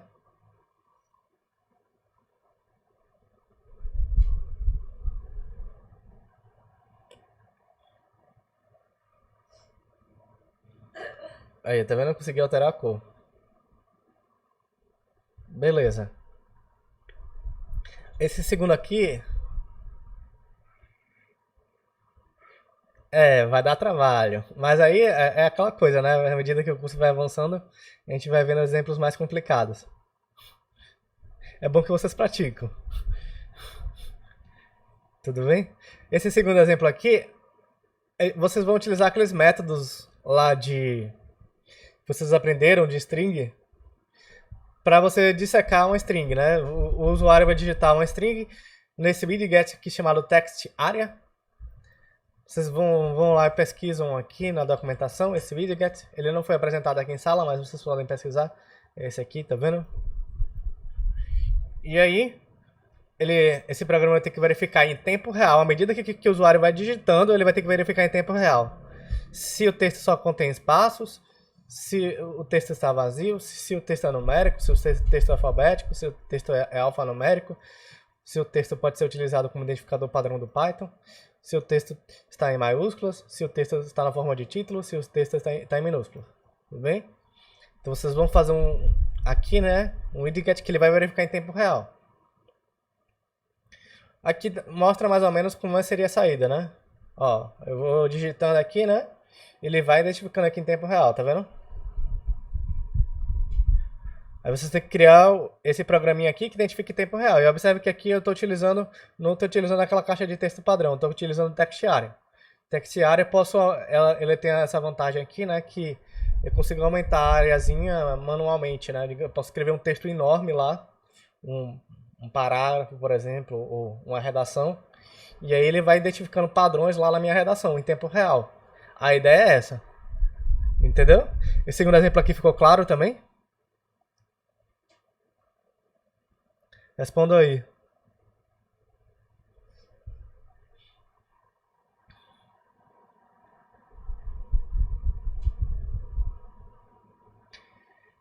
Esse terceiro exemplo é um programa para você contar a quantidade de dígitos. Certo? Então, basicamente, existem várias formas de você fazer isso aqui, né? Contar a quantidade de dígitos de um número. Mas aqui a ideia é você utilizar aqueles...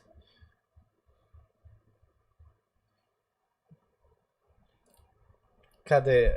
Esses widgets aqui, né, numéricos, que tem como entrada a caixa de texto, né? Então o usuário vai poder digitar um número positivo ou negativo e ele vai contar a quantidade de dígitos. Tudo bem? Esse aqui é bem tranquilo, né? Ele é bem simples, mas aí vocês vão ter que raciocinar um pouquinho para fazer. Certo? E esse aqui é parecido lá com o exemplo lá do número primo, né? Só que agora você vai digitar um número e ele vai identificar. Você vai ter que utilizar, tanto nesse aqui, você vai ter que utilizar o Raw Interact, né?